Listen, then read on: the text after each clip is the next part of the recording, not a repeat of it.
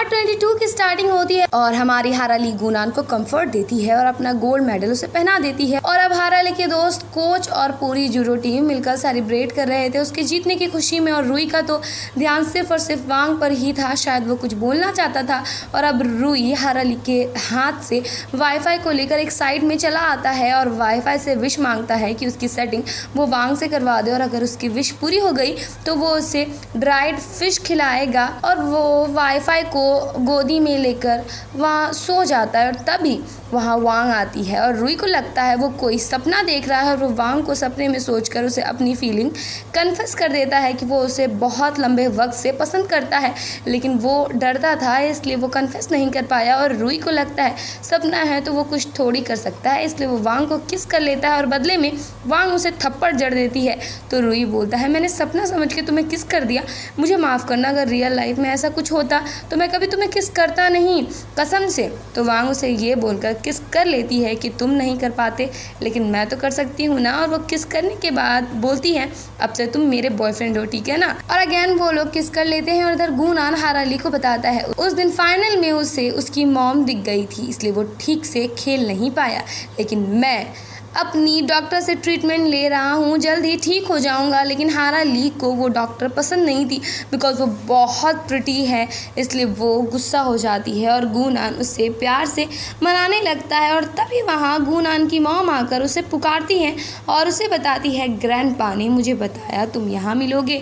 और गुनान तो शॉक रह गया था और अब गुनान अपनी मॉम के साथ एक रेस्टोरेंट में था जहाँ उसकी मॉम उससे पूछती है बाहर खड़ी लड़की तुम्हारी गर्लफ्रेंड है, बहुत क्यूट है। वो इससे एग्री करता है और मॉम उसे एज अ गिफ्ट शू देती है। और उन्हें नहीं पता था गुनान को क्या पसंद है, लेकिन उनके दोस्त के बेटे को ये पसंद था इसलिए वो गुनान के लिए लेकर आ गई थी। और जब वो ये शू ले रही थी तब उनके दिमाग में चल रहा था गुनान कितना लंबा हो गया होगा, मेरी तरह दिखता होगा या फिर अपने पापा की तरह। गुनान बोलता है अगर आप इतनी ही क्यूरियस थी तो इतने सालों में आप मुझे एक बार भी मिलने क्यों नहीं आई। मगर उसकी मॉम के पास कोई जवाब नहीं था और वो गुनान का हाथ पकड़ लेती है। तो गुनान उनसे पूछता है आप क्या मुझे अब दोबारा देखने आओगी। तो मॉम खुश होकर बोलती है कि हाँ मैं आऊँगी, मैं वादा करती हूँ कि मैं तुमसे दोबारा मिलने आऊँगी। और अब दोनों माँ बेटे में सुलह हो जाती है और मॉम बाहर आकर हाराली को भी काफ़ी अच्छे से ट्रीट करती है और वो चली जाती है। और गुनान हाराली को बताता है उस दिन मेरी मॉम सच में आई थी मेरे मैच देखने और उन्होंने बोला कि वो फ्यूचर में भी आएगी। और अब गुनान अपने मॉम की दी हुई शू पहनता है जो कि उसे छोटी पड़ रही थी, लेकिन फिर भी वो पहन लेता है। और अब गुनान घर के वॉशरूम से निकल रहा था जहाँ वो अंकल और दादाजी दोनों की बातें छिपकर सुनने लगता है। जहाँ अंकल बोल रहे थे हमें गुनान को बताना होगा उसके फादर ने जो घर उसके लिए छोड़ा था उसी को बेचने के लिए उसकी मॉम बस यहाँ आई थी। और गुनान ये सुन बहुत दुखी हो जाता है और अपने अंकल को बोलता है वो कितनी मतलबी है, 10 सालों से वो कभी मुझसे मिलने नहीं आई और आज जब उन्हें पैसे की ज़रूरत पड़ी तो तुरंत आ गई।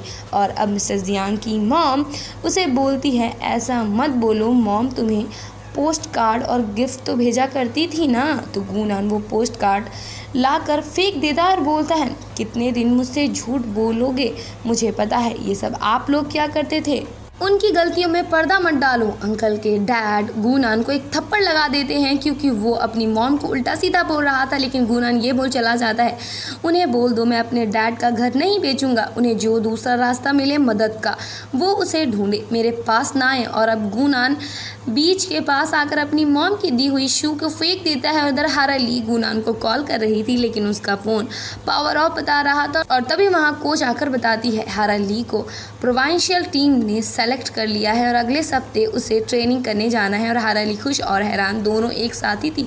और तभी वहाँ मिसेस जियांग आते हैं जो कि हाराली को बताते हैं गुनान घर छोड़कर भाग गया है और वो कल हुए सारी बातें उसे एक्सप्लेन करता है। और हाराली गुनान को ढूंढने जाना चाहती थी मगर उसे इंटरव्यू देना था इसलिए मिस्टर जियांग उसे अंदर भेज देते हैं। मगर हाराली इंटरव्यू में फोकस नहीं कर पा रही थी इसलिए वो गुनान को ढूंढने निकल जाती है बिकॉज उसका ध्यान गुनान पर ही था ना कि इंटरव्यू में। और अब हाराली ली गुनान को हर जगह ढूंढती है, लेकिन वो उसे कहीं नहीं मिलता। तो वो रोते हुए उसे ऑडियो भेजती है कि अगर तुमने मुझे नहीं बताया कि तुम कहाँ हो तो मैं तुमसे ब्रेकअप कर लूँगी। और अब हारा ली को गुनान को ढूंढते हुए पूरी रात हो जाती है और एट दी एंड उसे गुनान स्विमिंग पूल के पास मिलता है, जो कि बहुत अपसेट था। तो हारा ली बोलती है, मैं मानती हूँ जो आंटी ने किया वो बहुत ख़राब था, मगर तुम्हारा घर में 3 लोग इंतज़ार कर रहे हैं जो कि तुमसे बहुत प्यार करते हैं। तुम्हारे दादाजी का क्या, जो पूरी रात जगे हुए हैं तुम्हारी फ़िक्र में, और मिस्टर जियांग अभी भी तुम्हें हर जगह पागलों की तरह ढूंढ रहे हैं। तो गुनान उससे माफ़ी मांगता है और पूछता है, क्या तुम मुझसे ब्रेकअप कर लोगी? मगर हारा ली इससे साफ इनकार कर देती है और उसे घर जाकर सभी से माफ़ी मांगने को बोलती है और उसे कंफर्ट देती है। और अब हारा ली वो लेटर के टुकड़े सुखा रही थी जो गुनान ने फाड़ कर पुल में फेंक दिए थे, और वो पूरी रात जगकर उस लेटर के पोस्ट कार्ड को जोड़ती है। और अब हारा ली गुनान की मॉम के पास आ जाती है और उसे वो पोस्ट कार्ड और लेटर देकर बोलती है, ये गुनान के 10 साल हैं, इसमें उसने आपके लिए बहुत कुछ लिखा था, उसे सब कुछ पता चल गया है। आप उसे मिलने नहीं बल्कि क्या करने के लिए आए हो मुझे नहीं पता, आप इतने सालों में क्यों नहीं आए, लेकिन वो हमेशा से आपका इंतज़ार कर रहा था। तो मॉम बोलती हैं, मैं क्या करूं, मुझे भी तो जीने के लिए अपनी लाइफ बनानी थी। आज मेरा बच्चा बीमार है इसलिए मैं पैसे मांगने के लिए आई हूँ। तो हारा ली बोलती है, मगर वो भी तो आपका ही बच्चा है। और अब मॉम अपनी गलतियाँ एक्सेप्ट करती है और हारा ली से एक फेवर मांगती है। और अब गुनान हारा ली को अपने डैड वाले घर लेकर आता है, जहाँ हारा ली उससे फुसला के बाहर लेकर चली जाती है सब्जियों के बहाने। और वो गुनान की मॉम को मैसेज करके घर बुला लेती है और उनके लिए दरवाजे खुला कर छोड़ देती है। और अब गुनान और हारा ली मार्केट में बहुत इंजॉय करते हैं और स्ट्रीट फूड खाकर घर वापस आ जाते हैं, जहाँ गुनान घर में खाना बना हुआ देखता है और उसे लगता है ये हारा ली ने उसके लिए बनाया है, लेकिन उसे खाने के बाद उस नूडल का टेस्ट अपनी मॉम के नूडल जैसा लगता है। हारा ली उसे बताती है उसकी मॉम उसके लिए नूडल्स बनाना चाहती थी, इसलिए मैंने उनकी ही मदद कर दी, तो क्या तुम इसे गुस्सा हो जाओगी?